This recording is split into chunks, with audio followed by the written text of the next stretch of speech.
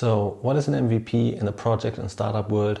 Why do you need one? And how do you come to your first MVP? That's all questions we're going to answer in this video.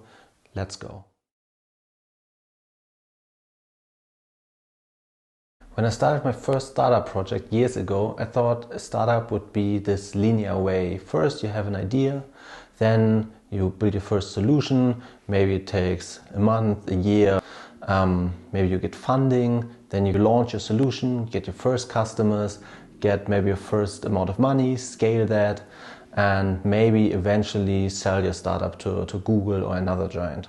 But looking back at my first projects or startups, I think that this isn't the way it works. To explain what I mean, let me share a quick story of one startup with you.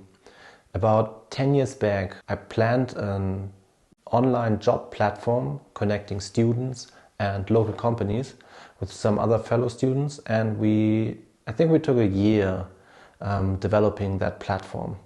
We thought we knew what we want to build, so we just started and built the product.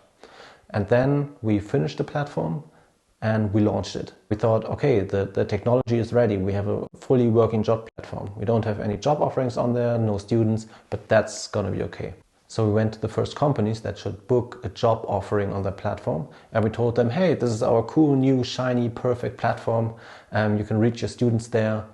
So please put on a job offering and maybe pay us some money for that. And the companies ask, okay, cool, so how many students can I reach through the platform? How many students are on this platform?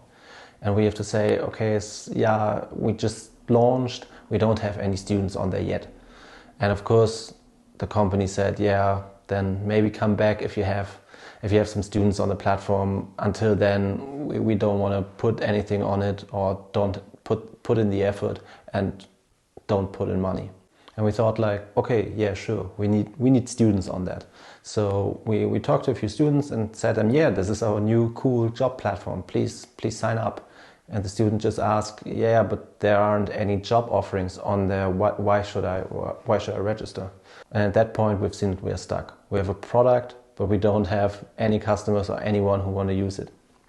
And with this example and a few more projects and startups that I started, I've seen that this linear approach isn't the right way to go.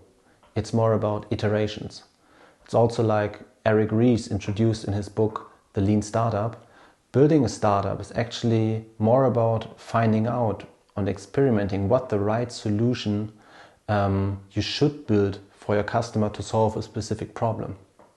And he proposes a build, measure, learn loop, where you, for every product or even feature that you want to build, you think about what problem should this feature solve.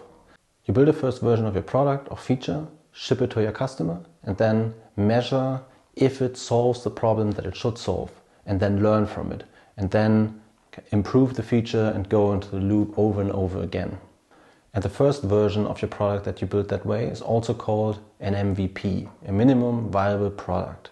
Your first approach on solving the problem, and to see and to check if what you think is the right solution to your problem really is also the best solution for your customers. Because if you take a lot of time building something that your users don't actually want to have, it's a complete waste of time. And so the MVP doesn't need to be like your final product.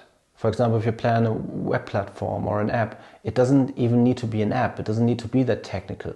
You can use technology later to make the product more scalable. But in the first step, in an MVP, it's more about you have seen a problem in the world and you want to solve it. And see this more as an experiment.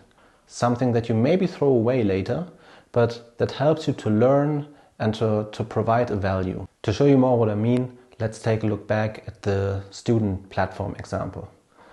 What we did when we see that we got stuck, we took 3 steps back, and we thought like okay, we want to build a job platform for students where students can connect with local companies.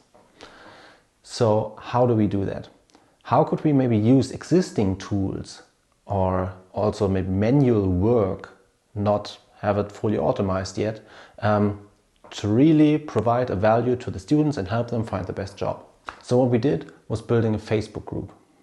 And we searched on the web for job offerings from local companies. We also took photos of the job offerings on the blackboard at the university and we posted them into the group. And then we invited all our student friends into this group and also encouraged them that they invite also their friends. And after a few days, we had over 1,000 students in the group, browsing through our job offerings, asking questions or asking for the specific job that they need. And this way, we learned what the students actually wanted to have, what kind of information they care about, what jobs they care about. And then eventually, after a few weeks of learning what we want to build and also improving our platform, we then slowly transitioned users from the group to the platform, and that way we kind of build a successful and working job platform. So what's my learnings from that? First, it's all about experimenting. It's not about building the first version of your new shiny product. It's about finding out what your users really need and what's the product that you eventually need to build. Second, you don't need to build everything yourself from scratch. Use as many existing tools as possible.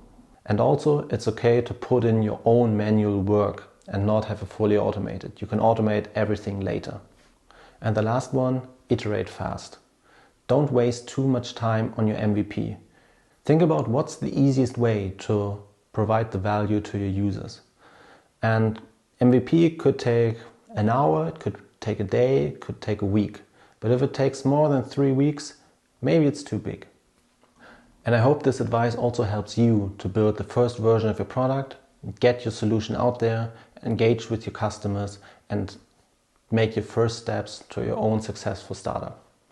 Best of luck to you and see you in the next one. Bye.